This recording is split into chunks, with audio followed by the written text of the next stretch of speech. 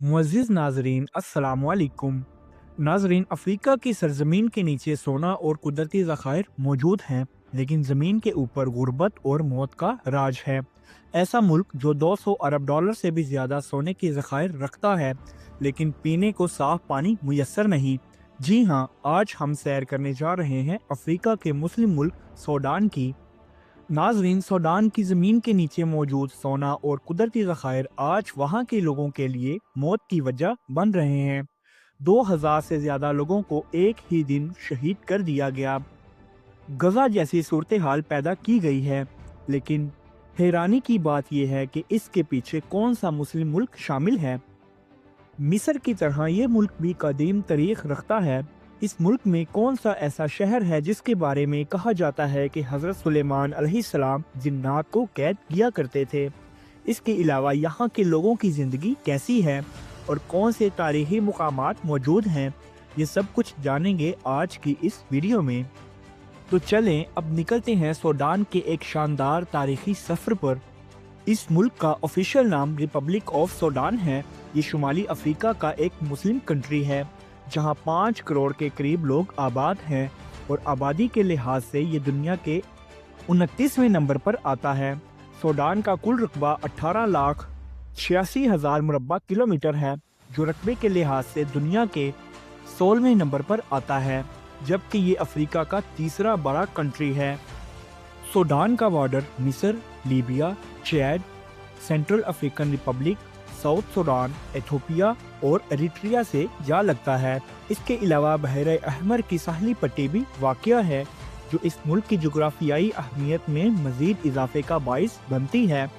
Sudan Africa का वो गुमशुदा जवाहिर है जिसे दुनिया की नज़र ने अभी तक पूरा नहीं देखा।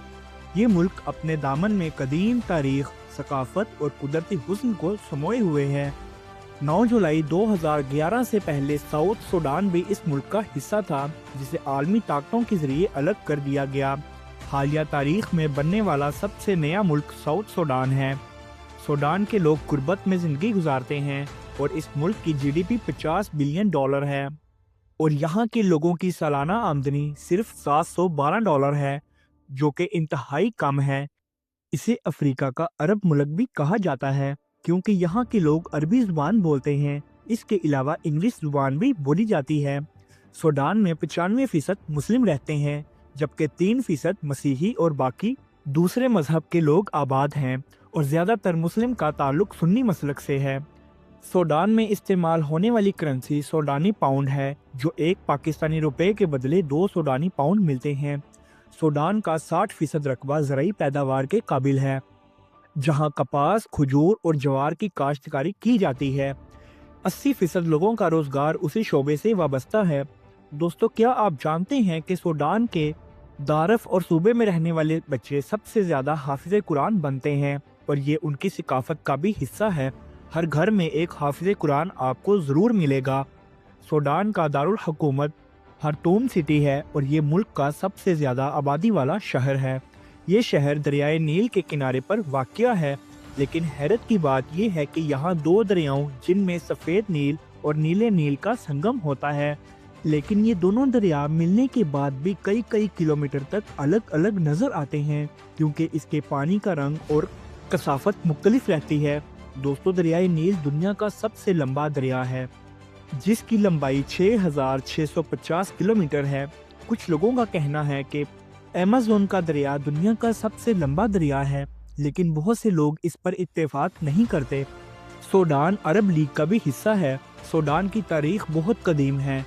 आपको सुनकर हैरानगी होगी कि मिस्र से भी ज़्यादा पिरामिड्स सूडान में मौजूद हैं, जिनका साइज़ मिस्र के पिरामिड से तो छोटा है, लेकिन तादाद में 200 से भी ज़्यादा हैं।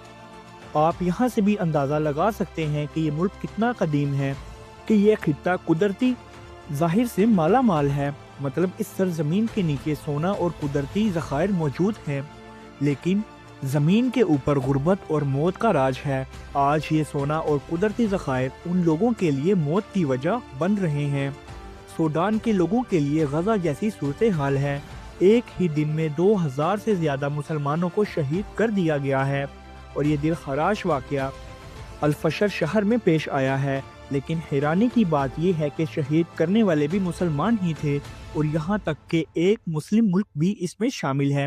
الفشر میں ہسپتال کو مریضوں، ڈاکٹروں اور تیمارداری کرنے والے لوگوں سمیت اڑا دیا گیا ہے۔ سوڈان طویل عرصے سے خانہ جنگی کا شکار ہے اور اسے خانہ جنگی میں جان بوجھ کر رکھا جاتا ہے۔ اس کی وجہ کیا ہے؟ چلیں جاننے کی کوشش کرتے ہیں۔ اپریل 2023 سے خانہ جنگی کا جو آغاز ہوا وہ ابھی تک جاری ہے۔ سوڈان میں عالمی طاقتوں کا کھیل رچایا جا رہا ہے جس کی قیمت موت کے ذریعے یہاں کے رہنے والے لوگ ادا کر رہے ہیں۔ اس وقت سوڈان میں فوجی حکومت قائم ہے اور یہ لڑائی بھی دو فوجی گروپوں میں ہے۔ ایک گروپ میں سوڈان آرمی اور دوسرا باغی گروپ RSF ہے۔ یہ سلسلہ 2023 سے شروع ہوا تھا۔ SAF سوڈان کے موجودہ آرمی کو کہتے ہیں۔ SF کو مصر، ترکی اور ایران کی سپورٹ حاصل ہے، جبکہ باغی گروپ RSF کو UAE کی سپورٹ حاصل ہے۔ جی ہاں، UAE RSF کو سپورٹ بھی کرتا ہے اور اسلحہ بھی فراہم کرتا ہے۔ RSF نے چند دن پہلے 2000 مسلمانوں کو شہید کیا ہے۔ آپ کے لیے یہ بات حیران کن ہوگی کہ UAE ایسا کیوں کر رہا ہے؟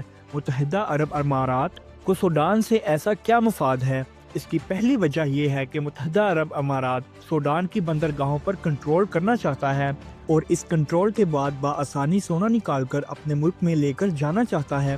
مطلب جو کام افریقہ کے ساتھ یورپ کرتا رہا ہے، آج ایک مسلم ملک بھی ان کے ساتھ کر رہا ہے، کیونکہ سوڈان میں 1600 ٹن سے زیادہ سونا موجود ہے جس کی مالیت 200 ارب ڈالر سے بھی زیادہ ہے۔